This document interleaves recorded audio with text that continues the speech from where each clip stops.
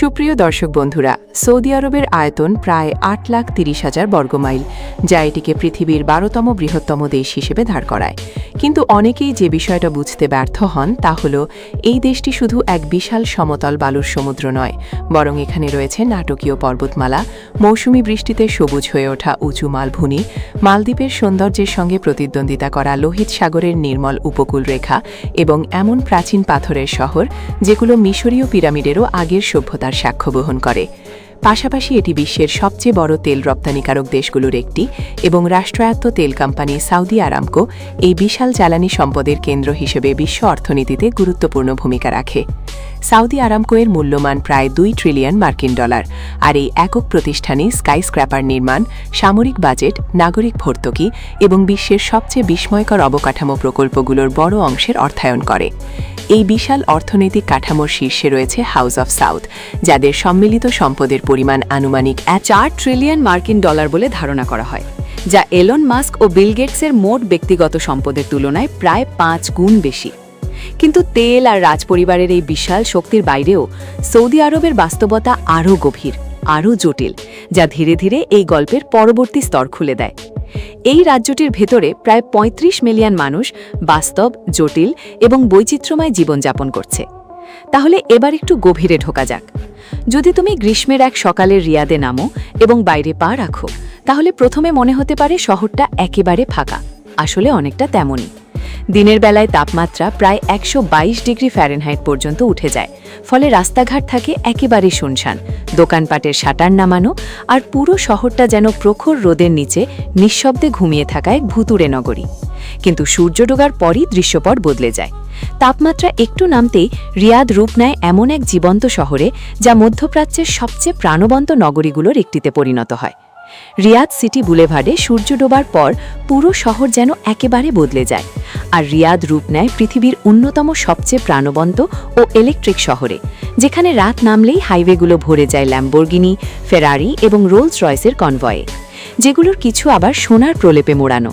আর একই সঙ্গে খোলা হয় ঐতিহ্যবাহী বাজার, জমে ওঠে লাক্সারি ক্যাফে, যেখানে পরিবার ও তরুণ পেশাজীবীরা একসাথে সময় কাটায়।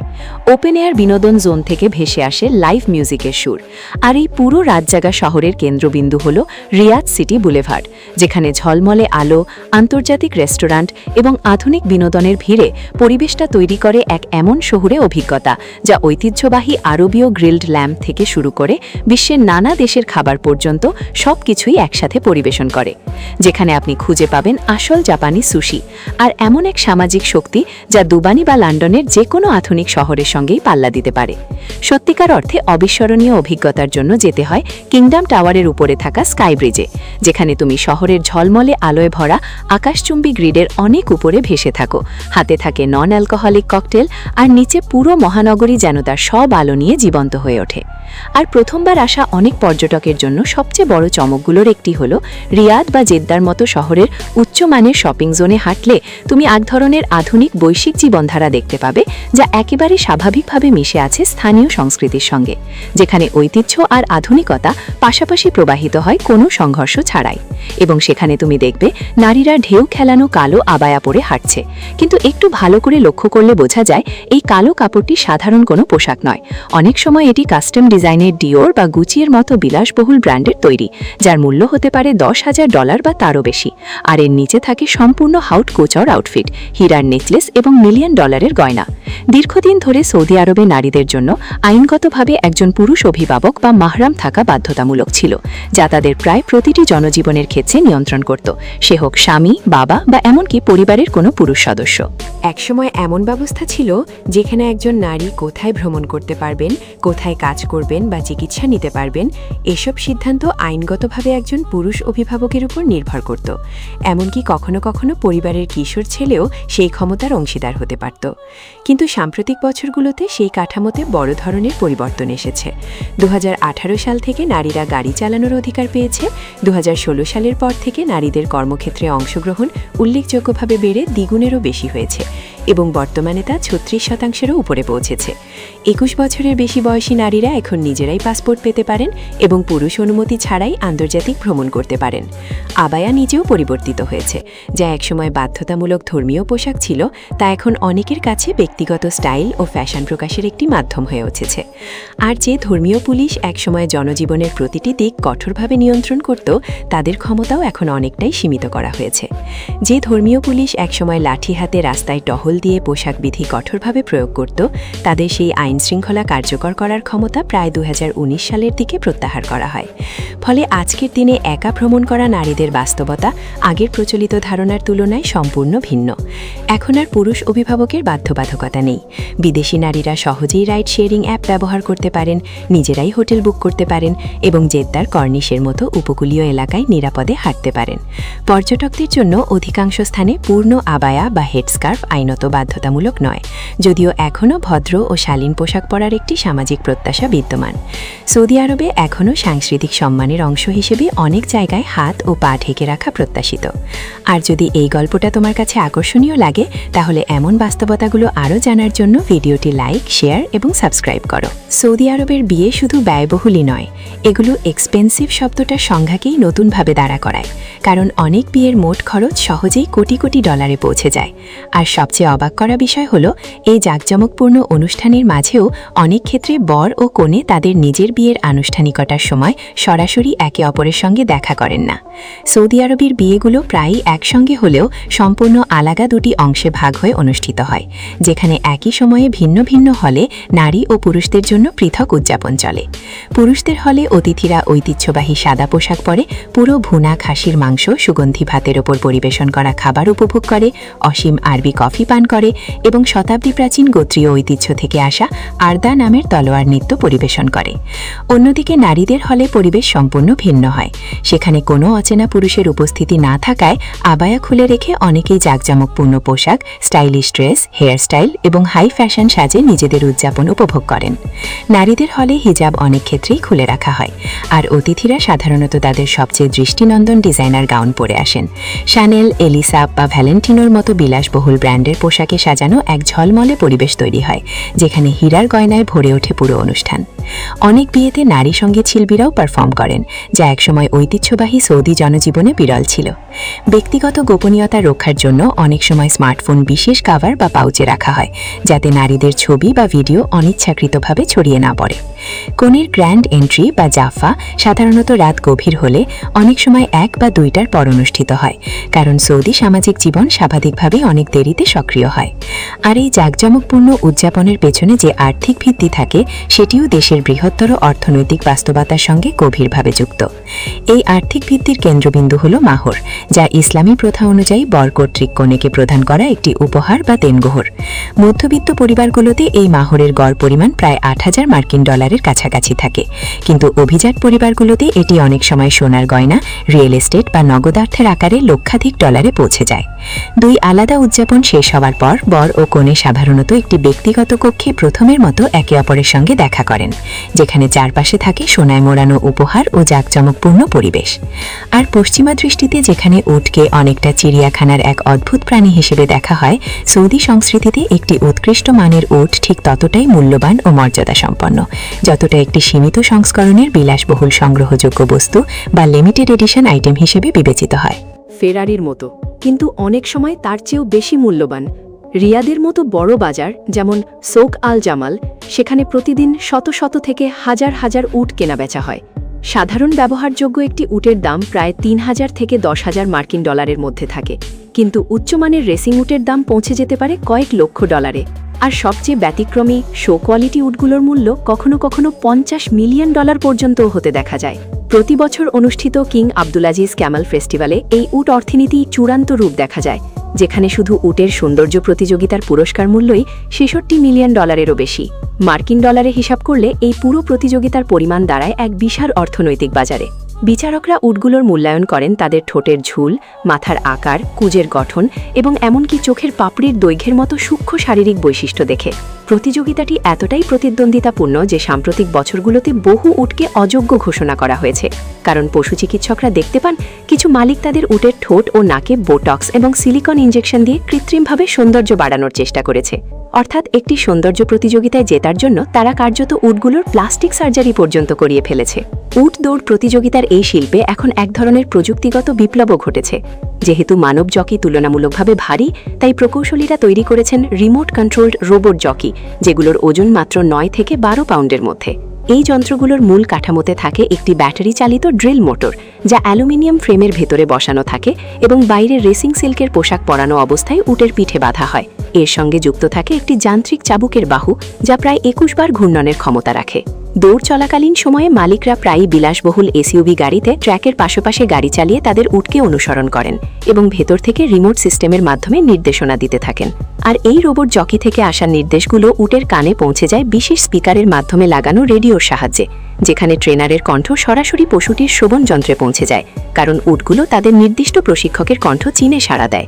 পুরো দৃশ্যটা যেন একেবারে সায়েন্স ফিকশন সিনেমার মতো, যেখানে প্রাচীন মরুভূমির ঐতিহ্যের সঙ্গে ভবিষ্যতের প্রযুক্তি মিশে গেছে। আর আশ্চর্যের বিষয় হলো, সৌদি আরব বিশ্বের সবচেয়ে সোশ্যাল মিডিয়া সক্রিয় দেশগুলোর একটি, যেখানে সবচেয়ে আধিপত্যশীল প্ল্যাটফর্ম ইনস্টাগ্রাম বা টিকটক নয়, বরং স্ন্যাপচ্যাট, এবং দেশটিতে প্রায় 22 মিলিয়ন মানুষ এই প্ল্যাটফর্ম ব্যবহার করে, যা মোট জনসংখ্যার 2/3-এরও বেশি। স্ন্যাপচ্যাট সৌদি আরবে এত ব্যাপকভাবে ব্যবহৃত হওয়ার কারণ হলো এর ডিজাইনই এক ধরনের গোপনীয়তা কেন্দ্রিক কাঠামো তৈরি করে। বার্তাগুলো স্বয়ংক্রিয়ভাবে মুছে যায়, ব্যবহারকারীরা চাইলে ছদ্মনাম ব্যবহার করতে পারে, আর কন্টেন্ট শেয়ারিংও তুলনামূলকভাবে নিয়ন্ত্রিত থাকে। ফলে একটি রক্ষণশীল সামাজিক কাঠামোর ভেতরে ডিজিটাল যোগাযোগের ক্ষেত্রে যে ব্যক্তিগত গোপনীয়তার প্রয়োজন হয়, তা অনেকটাই এখানে পূরণ হয়। এই কারণেই বলা হয়, কিছু সমাজে অনলাইন প্রাইভেসি কোনো বিলাসিতা নয়, এটা দৈনন্দিন জীবনের এক ধরনের প্রয়োজন। আর এই বাস্তবতার মধ্যেই ঐতিহ্যবাহী কোল্ড অ্যাপ্রোচ বা জনসমক্ষে অচেনা মানুষকে সরাসরি যোগাযোগ করার ধারণা, যেমন শপিং মল বা জনবহুল স্থানে, অনেক বেশি সীমিত ও সংবেদনশীল হয়ে ওঠে। যেখানে সরাসরি জনসমক্ষে অপরিচিত কাউকে এগিয়ে গিয়ে কথা বলা অনেক সময় সামাজিকভাবে অনুপযুক্ত হিসেবে ধরা হয়, সেখানে আধুনিক সম্পর্কের একটি সাধারণ রীতি হয়ে উঠেছে কেউ কোনো জনসমাগম স্থানে নীরবে একজন নারীর পেছনে হাঁটে এবং পরে নিজের স্ন্যাপচ্যাট কিউআর কোড দেখিয়ে যোগাযোগের সূচনা করে। এরপর দুজন অনলাইনে যুক্ত হয়ে শুরু করে টকিং স্টেজ, যেখানে পরিবার বা সামাজিক নজরদারি থেকে দূরে পুরো সম্পর্ক গড়ে ওঠে মুছে যাওয়া মেসেজ আর ব্যক্তিগত আলাপের মাধ্যমে। এই ডিজিটাল গোপনীয়তার বাস্তবতা এতটাই গভীর যে 2018 সালে এমনকি একটি ঘটনাও আলোচনায় আসে, যেখানে একজন মিশরীয় ব্যক্তি তার এক অবিবাহিত নারী সহকর্মীর সঙ্গে প্রাতরাশ করার ভিডিও পোস্ট করার কারণে গ্রেফতার হন। এই ধরনের ঘটনা আজও অনেক মানুষের আচরণ, সতর্কতা এবং সামাজিক যোগাযোগের ধরনকে প্রভাবিত করে। আজকের দিনে সৌদি আরবের সামাজিক যোগাযোগের ধরন অনেকটাই ডিজিটাল এবং সতর্কভাবে গঠিত। আর যদি এই গল্পটা তোমার কাছে গুরুত্বপূর্ণ মনে হয়, তাহলে লাইক বাটনে চাপ দিতে এবং ফোনে দেখলে নিচের হাইপ বাটনটিও ব্যবহার করতে পারো। এখন এমন একটি সুযোগের কথা বলা যাক, যা শুনতে প্রায় অবিশ্বাস্য মনে হয়। সৌদি আরবে চলে গেলে ব্যক্তিগত আয়ের ওপর কোনো ট্যাক্স নেই। জ্বালানির দাম প্রতি গ্যালন প্রায় $1-এরও কম।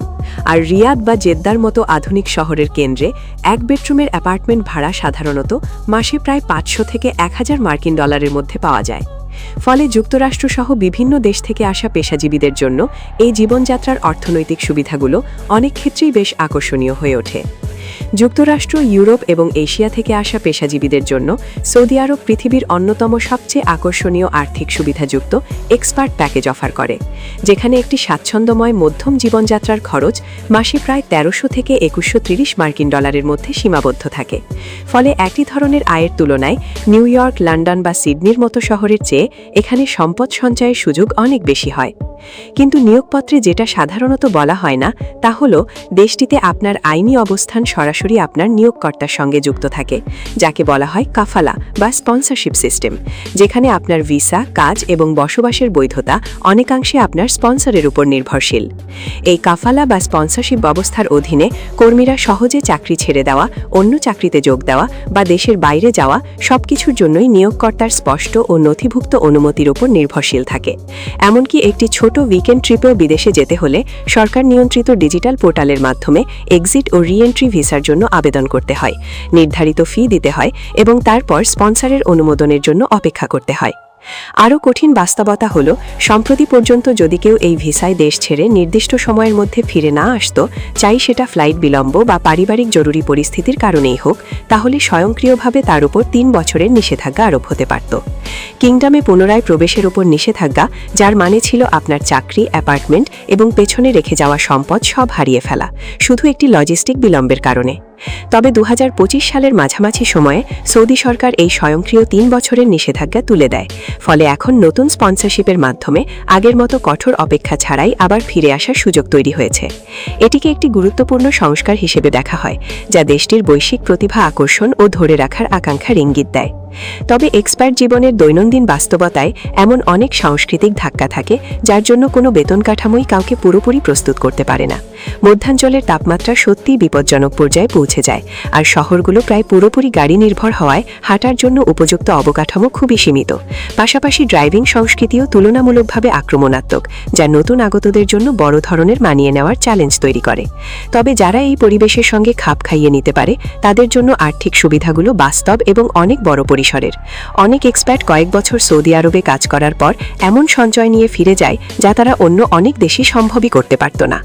আর যখন আপনার শহরের রাস্তার তাপমাত্রা নিয়মিতভাবে 158 ডিগ্রি ফ্যারেনহাইটের ওপরে চলে যায়, তখন আপনি শুধু অভিযোগ করেন না, বরং সেই বাস্তবতার সঙ্গে জীবনযাপন শিখে নেন। তাপমাত্রা নিয়ে শুধু অভিযোগ করার বদলে এখানে মানুষ প্রকৌশল ও প্রযুক্তির মাধ্যমে তার সমাধান তৈরি করেছে। সৌদি আরব এমন কিছু অসাধারণ ক্লাইমেট কন্ট্রোল অবকাঠামো গড়ে তুলেছে, যা পৃথিবীর অনেক মানুষই জানে না। এর সবচেয়ে বড় উদাহরণ হল মক্কার গ্র্যান্ড মসজিদ, যেখানে হজের সময় একসঙ্গে প্রায় 30 লক্ষ মানুষ সমবেত হয়। এই বিশাল জনসমাগমের জন্য মসজিদে চালু করা হয় প্রায় 1,55,000 রেফ্রিজারেশন টনের সমতুল্য ক্ষমতা সম্পন্ন শীতলীকরণ ব্যবস্থা, যা বিশ্বের সবচেয়ে বড় ধরনের কুলিং সিস্টেম হিসেবে পরিচিত, এবং এর মাধ্যমে ভেতরের তাপমাত্রা প্রায় 72 থেকে 75 ডিগ্রির মধ্যে স্থিতিশীল রাখা হয়। মসজিদের ভেতরে যখন তাপমাত্রা আরামদায়কভাবে নিয়ন্ত্রিত থাকে, তখন বাইরে মরুভূমির প্রখর রোদ যেন আগুন ঢেলে দেয় চারপাশে। আর এই বৈপরীত্য সামলাতে প্রকৌশলীরা পবিত্র স্থানগুলোতেও অসাধারণ সমাধান তৈরি করেছেন। আরাফাত ও মিনার মতো হজের গুরুত্বপূর্ণ এলাকায় প্রায় 84,000 বর্গমিটার জুড়ে পায়ে হাঁটার রাস্তা তৈরি করা হয়েছে পুনর্ব্যবহৃত রাবারযুক্ত অ্যাসফাল্ট দিয়ে, যা সাদা প্রতিফলক পৃষ্ঠ সূর্যের প্রায় 40% রশ্মি প্রতিফলিত করে, এবং ফলে রাস্তার তাপমাত্রা প্রায় 22 ডিগ্রি ফ্যারেনহাইট পর্যন্ত কমে যায়। এর পাশাপাশি প্রায় 1200 মিটার দীর্ঘ সবুজ করিডর তৈরি করা হয়েছে, যেখানে স্বয়ংক্রিয় মিস্ট কুলিং সিস্টেম ব্যবহার করে লক্ষ লক্ষ হজযাত্রীকে অতিরিক্ত তাপ থেকে সুরক্ষা দেওয়া হয়, যাতে এই বিশাল ধর্মীয় যাত্রা তুলনামূলকভাবে নিরাপদ ও সহনীয় পরিবেশে সম্পন্ন করা যায়। এই পথগুলোর অনেকটাই মানুষ খালি পায়ে হেঁটে অতিক্রম করে, যা মরুভূমির তীব্র তাপের মধ্যে মানব চলাচলকে তুলনামূলকভাবে সহনীয় করে তোলে। আর এরপরই আসে নিয়ম, সৌদি আরবের এক বিশাল ভিশন প্রকল্প, যেখানে প্রায় $500 বিলিয়ন বিনিয়োগে দেশের উত্তর পশ্চিম অঞ্চলে একটি সাস্টেইনেবল মেগাসিটি নির্মাণ করা হচ্ছে। এর সবচেয়ে আলোচিত অংশ হল দ্য লাইন, একটি লিনিয়ার শহর যা প্রায় 106 মাইল দীর্ঘ, 1640 ফুট উঁচু এবং মাত্র 656 ফুট প্রশস্ত। পুরো কাঠামোটি বাইরে থেকে মিরর গ্লাসে মোড়ানো, যা মরুভূমির ওপর একটি প্রতিফলক দেয়ালের মতো দাঁড়িয়ে থাকে এবং দিগন্তে মিলিয়ে যাওয়ার মতো একটি ভবিষ্যৎমুখী দৃশ্য তৈরি করে। এই শহরের ভেতরে কোনো গাড়ি বা সড়ক থাকবে না, বরং বাসস্থান, স্বাস্থ্যসেবা, শিক্ষা এবং সব প্রয়োজনীয় পরিষেবা এমনভাবে ডিজাইন করা হয়েছে যাতে সবকিছুই হাঁটা বা অতি দ্রুত পরিবহন ব্যবস্থার মাধ্যমে অত্যন্ত কম সময়ের মধ্যে পৌঁছে যায়। স্বাস্থ্যসেবা, শিক্ষা এবং বিনোদন সবকিছুই এখানে উল্লম্বভাবে স্তরীকৃত এবং কৃত্রিম বুদ্ধিমত্তার সঙ্গে সংযুক্তভাবে ডিজাইন করা হয়েছে, যাতে কোনো বাসিন্দারই দৈনন্দিন প্রয়োজনীয় জিনিসের জন্য 5 মিনিটের বেশি হাঁটতে না হয়।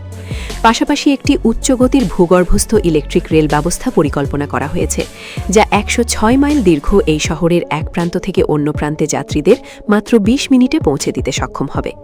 এর আরও একটি বড় প্রতিশ্রুতি হল আশেপাশের প্রাকৃতিক পরিবেশের প্রায় 95% সম্পূর্ণ অক্ষত রাখা হবে। তবে দ্য লাইন বাস্তবে একটি কার্যকর শহর হিসেবে গড়ে ওঠে, নাকি ইতিহাসে বিশ্বের সবচেয়ে ব্যয়বহুল স্থাপত্য পরীক্ষাগুলোর একটি হয়ে থেকে যায়, সেই প্রশ্নের উত্তর সময়ই বলে দেবে। এখনও সেটাই একটি খোলা প্রশ্ন, কিন্তু এই বিশাল উচ্চাকাঙ্ক্ষাই বলে দেয় সৌদি আরব তার ভবিষ্যৎকে কিভাবে দেখতে চায়। দীর্ঘদিন ধরে ইতিহাসবিদরা আরব উপদ্বীপকে প্রায় সভ্যতাহীন এক শুষ্ক মরুভূমি হিসেবে বিবেচনা করলেও আধুনিক প্রত্নতত্ত্ব সেই ধারণাকে নাটকীয়ভাবে ভুল প্রমাণ করছে। দেশের উত্তর পশ্চিমাঞ্চলের আল উলা অঞ্চলে অবস্থিত হেগরা বা মাদাইন সালে এমনই এক উদাহরণ, যা নাবাতীয় সভ্যতার দ্বারা নির্মিত, যারা প্রায় 2000 বছর আগে জর্ডানের পেট্রা শহর খোদাই করেছিল। 100টিরও বেশি বিশাল সমাধি সরাসরি স্বাধীনভাবে দাঁড়িয়ে থাকা বেলে পাথরের বিশাল শিলাখণ্ডে খোদাই করা, যেগুলোর নকশা ও সূক্ষ্ম কারুকাজ শতাব্দীর পর শতাব্দী ধরে বাতাস, বালু আর সময়ের আঘাত সহ্য করেও আজও অক্ষত রয়েছে। জর্ডানের পেট্রার মতো বিশ্বজুড়ে বিপুল পর্যটক আকর্ষণ করলেও হেগরা বহু শতাব্দী ধরে প্রায় অচেনা ও অদেখা অবস্থায় পড়েছিল এবং স্থানীয় অনেক সৌদি মানুষ একে এড়িয়ে চলতেন, কারণ তারা বিশ্বাস করতেন এটি অভিশপ্ত স্থান। সমাধিগুলোর দরজার উপরে খোদাই করা প্রাচীন শিলালিপিতে সতর্ক বার্তাও রয়েছে যে কেউ যদি এই কবরস্থানকে বিরক্ত করে তবে দেবতাদের শাস্তির মুখোমুখি হতে হবে। 2008 সালে ইউনেস্কো এই স্থানকে সৌদি আরবের প্রথম বিশ্ব ঐতিহ্যবাহী স্থানের মর্যাদা দেয়, যার মাধ্যমে এই হারিয়ে যাওয়া সভ্যতার গুরুত্ব বিশ্বব্যাপী নতুন করে স্বীকৃতি দেয়। আরব উপদ্বীপের প্রথম বিশ্ব ঐতিহ্যবাহী স্থান হিসেবে এটি ইতিহাসে বিশেষভাবে স্থান পেয়েছে। এর কাছাকাছি খাইবার ওয়েসিসের আগ্নেয়গিরি সমৃদ্ধ ভূদৃশ্যে ফরাসি ও সৌদি প্রত্নতত্ত্ববিদরা সম্প্রতি আল উলা অঞ্চলে একটি ব্রোঞ্জ যুগের প্রাচীন শহরের সন্ধান পান, যার ইতিহাস প্রায় 4400 বছর পুরনো। এই সুরক্ষিত বসতি প্রায় 6 একর এলাকা জুড়ে বিস্তৃত ছিল এবং সেখানে আনুমানিক 500 জন মানুষ বসবাস করতে পারত।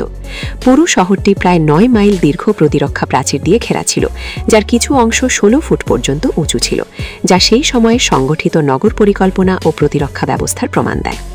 এই আবিষ্কারটি স্পষ্টভাবে দেখায় যে উত্তর আরবে একই সময়ে মিশর ও মেসোপটেমিয়ার সমসাময়িক যুগেই উন্নত ও স্থায়ী নগর সভ্যতা গড়ে উঠেছিল। মিশরীয় এবং মেসোপটেমীয় সাম্রাজ্যের উত্থানের সমসাময়িক সময়ে এই অঞ্চলে জটিল মানব সভ্যতার অস্তিত্ব ছিল। এই আবিষ্কার সেটাই আরও দৃঢ়ভাবে প্রমাণ করে। এর চেয়েও প্রাচীন এক রহস্যময় নিদর্শন হল মুস্তাতিল, আরবি শব্দ যার অর্থ আয়তাকার কাঠামো। স্যাটেলাইট ইমেজ ব্যবহার করে গবেষকরা সৌদি আরবের লাভা ক্ষেত্র ও মরুভূমি জুড়ে এ ধরনের 1600টিরও বেশি বিশাল পাথরের কাঠামো শনাক্ত করেছেন, যেগুলোর কিছু প্রায় 1900 ফুটেরও বেশি দীর্ঘ। ধারণা করা হয় এগুলোর বয়স 7000 বছরেরও বেশি, যা এগুলোকে স্টোনহেঞ্জ ও গিজার পিরামিডের চেয়েও অনেক পুরনো করে তোলে। তবে এগুলোর প্রকৃত উদ্দেশ্য এখনও রহস্যাবৃত, যদিও গবেষকদের মতে এগুলো সম্ভবত প্রাচীন ধর্মীয় আচার, সামাজিক সমাবেশ বা প্রতীকী উদ্দেশ্যে ব্যবহৃত হতো, যা এই অঞ্চলের হারিয়ে যাওয়া ইতিহাসের আরও গভীর স্তরকে ইঙ্গিত করে। প্রাচীন গবাদি পশুপালক সম্প্রদায়গুলোর ধর্মীয় আচার অনুষ্ঠানেই সম্ভবত এগুলোর ব্যবহার ছিল বলে গবেষকদের ধারণা। সৌদি আরব শুধু ভবিষ্যৎ নির্মাণের এক দেশ নয়, এটি পৃথিবীর অন্যতম গুরুত্বপূর্ণ প্রত্নতাত্ত্বিক ভূদৃশ্যের উপর দাঁড়িয়ে আছে। অনেকেই সৌদি আরবকে শুধু সমতল দগ্ধ মরুভূমি হিসেবে কল্পনা করে, কিন্তু দেশের দক্ষিণ পশ্চিমাঞ্চলের আসির প্রদেশ সেই ধারণাকে সম্পূর্ণ বদলে দেয়। আসির শব্দের অর্থই আরবিতে কঠিন, আর এই নাম তার ভূপ্রকৃতির সঙ্গে পুরোপুরি মানানসই। এখানে প্রায় 10,000 ফুট পর্যন্ত উঁচু খাঁজকাটা পর্বতশ্রেণী উঠে গেছে, আর অঞ্চলটি ভারত মহাসাগরের মৌসুমী বায়ুর প্রভাব পেয়ে নিয়মিত বৃষ্টিপাত লাভ করে। ফলে মরুভূমির সৌদি আরবের ভেতরেই এক ভিন্ন ধরনের সবুজ ও পাহাড়ি পরিবেশ তৈরি হয়েছে। ঘন কুয়াশার আবরণ আর সবুজে ভরা পাহাড়ি ঢাল সব মিলিয়ে এই অঞ্চলটি সৌদি আরবের গরম রাজধানী রিয়াদ ও জেদ্দা থেকে পালিয়ে আসা মানুষের জন্য এক ধরনের প্রাকৃতিক আশ্রয়স্থল। এই পাহাড়ের গভীরে লুকিয়ে আছে ঐতিহ্যবাহী গ্রাম রিজাল আলমা, যাকে অনেকেই জিঞ্জার ব্রেড ভিলেজ নামেও চেনে। প্রায় 700 থেকে 900 বছর আগে গড়ে ওঠা এই গ্রামটি মূলত প্রায় 60টি বহুতল দুর্গ সদৃশ প্রাসাদ নিয়ে গঠিত, যেগুলো স্থানীয় ব্যাসাল্ট পাথর ও সাদা কোয়ার্টজ পাথর ব্যবহার করে নির্মিত। এসব স্থাপনা কোথাও কোথাও 7 তলা পর্যন্ত উঁচু, আর দেয়াল জুড়ে ছোট ছোট জানালাগুলো লাল, নীল ও হলুদ রঙে উজ্জ্বলভাবে সাজানো, যা পুরো গ্রামটিকে এক অনন্য ঐতিহাসিক ও নান্দনিক পরিচয় দেয়। প্রতিরক্ষামূলক সক্ষমতা সর্বোচ্চ করার পাশাপাশি বহু প্রজন্ম ধরে যৌথভাবে বসবাসের উপযোগী করে এই স্থাপনাগুলো নকশা করা হয়েছিল। কাছেই রয়েছে আল হাবালা, যাকে রোপ ভিলেজ বলা হয়। প্রায় 370 বছর আগে কাহতানি গোত্রের দ্বারা প্রতিষ্ঠিত এই বসতিটি সম্পূর্ণভাবে একটি খাড়া পাহাড়ি ক্লিফের কিনারায় নির্মিত হয়েছিল, যা উপরকার মালভূমি থেকে প্রায় অদৃশ্য ছিল। শতাব্দীর পর শতাব্দী ধরে এখানে প্রবেশ বা বের হওয়ার একমাত্র উপায় ছিল মোটা দড়ির সাহায্যে প্রায় 300 ফুট নিচের রক ফেস বেয়ে নেমে আসা বা ওঠা। 1990-এর দশকে সৌদি সরকার আধুনিক সুবিধা নিশ্চিত করার জন্য এই এলাকার বাসিন্দাদের অন্যত্র স্থানান্তরিত করে।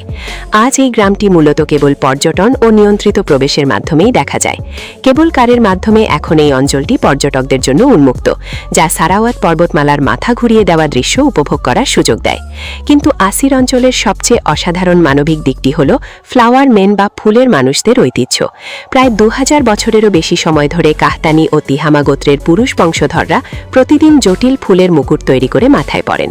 প্রতিদিন সকালে তারা পাহাড়ের পাদদেশ থেকে তাজা বুনো তুলসী, মেথি, গাঁদা ফুল এবং জুঁই সংগ্রহ করে সেগুলো দিয়ে সূক্ষ্ম নকশার মালা বুনে থাকেন।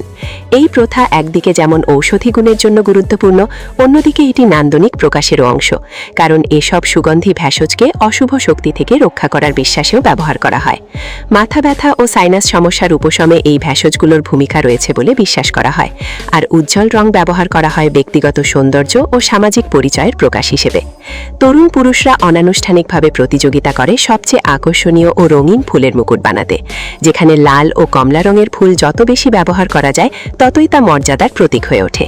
অন্যদিকে বয়স্ক পুরুষরা সাধারণত গাঢ় সবুজ তুলসীর মালা পরেন, যা তাদের বেশি সংযত ও পরিণত সামাজিক অবস্থানকে প্রতিফলিত করে।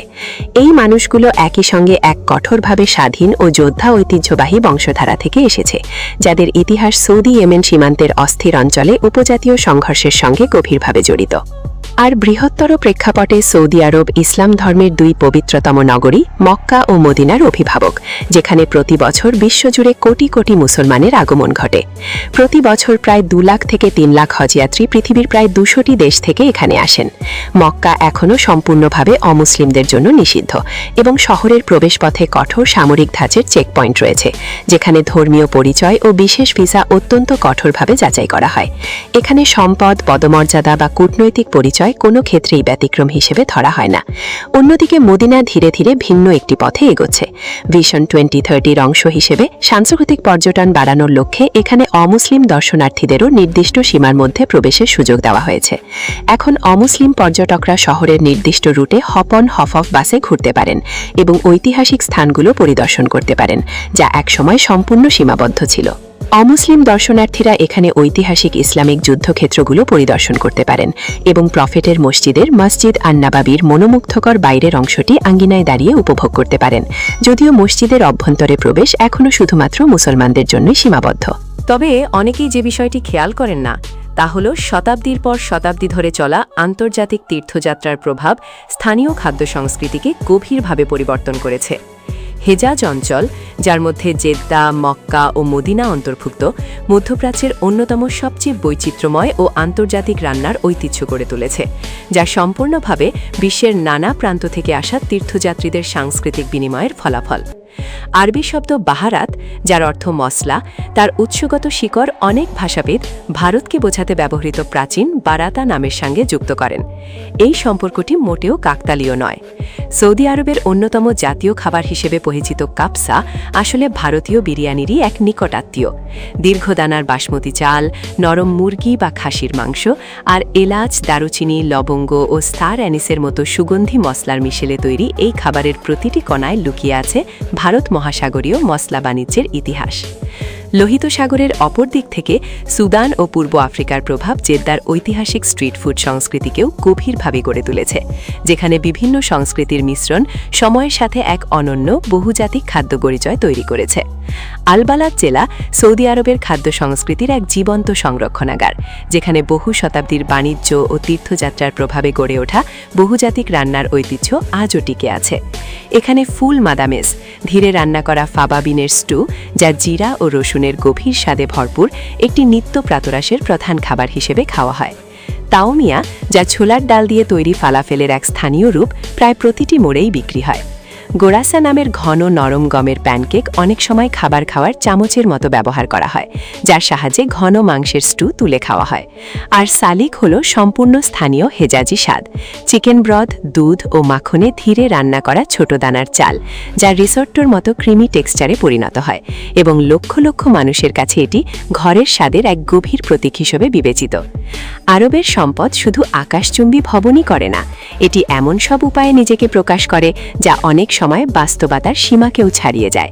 কিছু উচ্চমানের সুপারমার্কেটে সাধারণ চকলেট বা প্রিমিয়াম কফি পর্যন্ত 24 ক্যারেট সোনার পাত দিয়ে মোড়ানো অবস্থায় বিক্রি হতে দেখা যায়।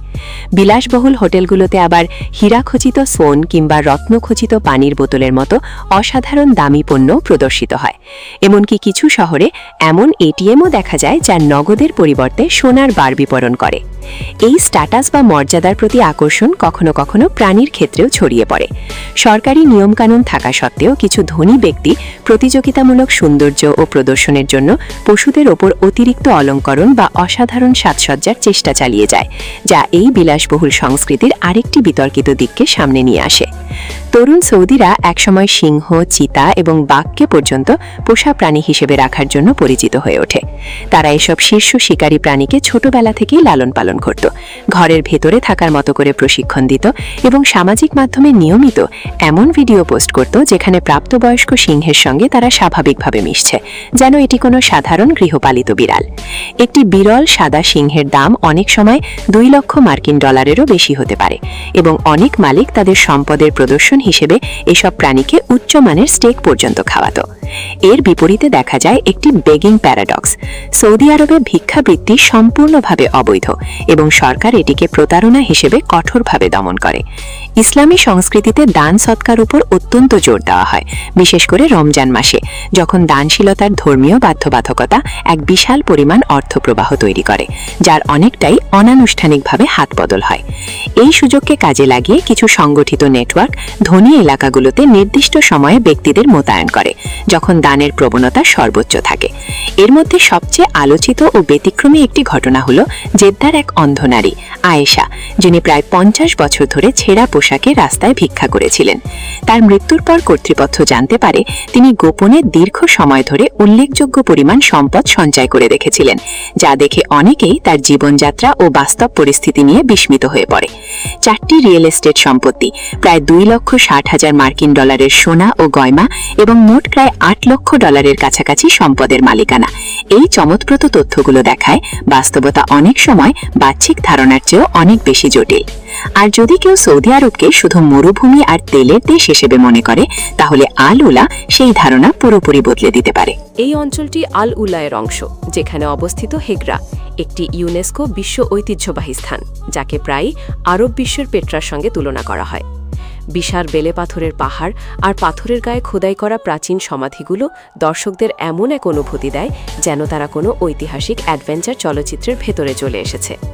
এখানকার সবচেয়ে বিখ্যাত প্রাকৃতিক আকর্ষণগুলোর একটি হল এলিফ্যান্ট রক, একটি বিশাল প্রাকৃতিক শিলার গঠন, যা মরুভূমির প্রাকৃতিক সৌন্দর্যকে আরও নাটকীয় ও অবিশ্বাস্য রূপ দেয়।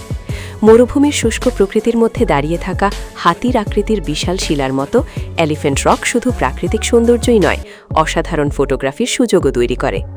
এর বিপরীতে জেদ্দা এক সম্পূর্ণ ভিন্ন অভিজ্ঞতা দেয়। নির্মল নীল সমুদ্রের উপকূল, আধুনিক স্থাপত্য আর প্রাণবন্ত পুরনো শহরের মিশেলে এটি একটি অনন্য কোস্টাল গেটওয়ে। সংস্কৃতি ও সৃজনশীলতার প্রেমীদের জন্য আলবালাদ এক বিশেষ আকর্ষণ, যেখানে শতাব্দী প্রাচীন প্রবাল পাথরের ঘরবাড়ি এখনও অতীতের ইতিহাস বহন করে। জেদ্দা আরও পরিচিত কিং ফাহাদস ফাউন্টেনের জন্য, যা বিশ্বের সবচেয়ে উঁচু ফোয়ারা হিসেবে 312 মিটার পর্যন্ত পানি ছুড়ে দেয়, এফেল টাওয়ারের উচ্চতাকেও অতিক্রম করে যদি তার অ্যান্টেনা বাদ দেওয়া হয়। জেদ্দা কর্নিশ বরাবর হাঁটতে হাঁটতে তুমি স্বচ্ছ পানি আর সাদা বালুর সৈকতের এক মনোরম পরিবেশে বিশ্রাম নিতে পারো, যেখানে সমুদ্রের ধারে স্থানীয় রেস্তোরাঁয় বসে সুস্বাদু সিফুড উপভোগ করার সুযোগও থাকে। এরপর আসে দাম্মাম, যা পারস্য উপসাগরের পূর্ব দিকের একটি গুরুত্বপূর্ণ প্রবেশদ্বার হিসেবে পরিচিত। এই শহরটি তুলনামূলকভাবে শান্ত সমুদ্র সৈকত, প্রাণবন্ত কিন্তু আরামদায়ক পরিবেশ এবং ব্যস্ত সিফুড মার্কেটের জন্য বিখ্যাত। এখানকার অন্যতম আকর্ষণ হল মারজান আইল্যান্ড, যেখানে সমুদ্রের মাঝখান থেকে একটি টাওয়ার উঠে এসেছে, যেন চারপাশে পানিতে ঘেরা এক রহস্যময় দুর্গ। আর দাম্মাম সৌদি আরবের সেই শহরগুলোর মধ্যে একটি, যেখানে দেশের মধ্যে সবচেয়ে আগে সূর্যোদয় দেখা যায়। সমুদ্রের উপর প্রথম সূর্যের কিরণ প্রতিফলিত হতে দেখার জন্য এটি এক অসাধারণ স্থান হিসেবে বিবেচিত হয়। আর অবশ্যই বাদ দেওয়া উচিত নয় ঐতিহাসিক শহর ডেরিয়া, যা আল সাউদ রাজপরিবারের জন্মভূমি হিসেবে বিশেষ গুরুত্ব বহন করে।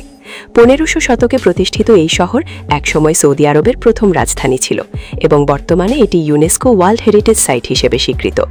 এখন ডেরিয়াকে বিশ্বের অন্যতম বিলাসবহুল পর্যটন গন্তব্যে পরিণত করার জন্য ব্যাপক উন্নয়ন চলছে, যেখানে পরিকল্পনায় রয়েছে 7 স্টার হোটেল, বিস্তৃত ইতিহাস জাদুঘর এবং মিশেলিন স্টার রেস্তোরাঁ। সবকিছুই একত্রে এমনভাবে সাজানো হচ্ছে যাতে ঐতিহ্য ও আধুনিক বিলাসিতা একসঙ্গে মিশে যায়। এই মুহূর্তে এসে ভিডিওটি এক ধরনের কল টু অ্যাকশন দিয়ে শেষ হয়। দর্শকদের উদ্দেশ্যে বলা হয়, আজকের সৌদি আরব সম্পর্কে সবচেয়ে বেশি কি বিষয়টি আপনাকে অবাক করেছে সেটা নিচে কমেন্টে জানাতে। এরপর বলা হয়, যদি এই ভিডিওটি আপনার কাছে নতুন কোনো দৃষ্টিভঙ্গি বা নতুন দরজা খুলে দিয়ে থাকে তাহলে চ্যানেলটি সাবস্ক্রাইব করতে এবং নোটিফিকেশন বেল অন করতে, যেন আপনি পরবর্তী ভিডিওটি মিস না করেন। সবশেষে দর্শকদের আরেকটি ভিডিও দেখার জন্য আমন্ত্রণ জানানো হয়, যাতে তারা একই ধরনের আরও কন্টেন্ট অন্বেষণ চালিয়ে যেতে পারে।